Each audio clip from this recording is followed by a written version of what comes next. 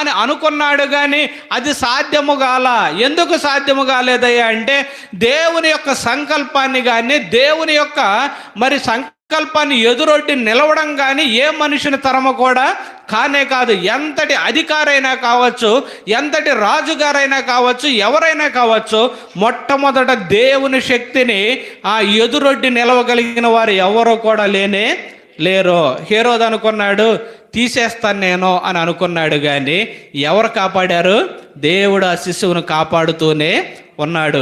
దీన్ని బట్టి మనకు కూడా ఏంటంటే, సాతానుడు కూడా మనం అనుకోవచ్చు, వీళ్ళంతా నా ముందు అని అనుకోవచ్చు, లేకపోతే మరొకరు అధికారులు, లేకపోతే ఎవరో, లేకపోతే బంధువులు అనుకోవచ్చు, వీళ్ళంతా అని అనుకోవచ్చు.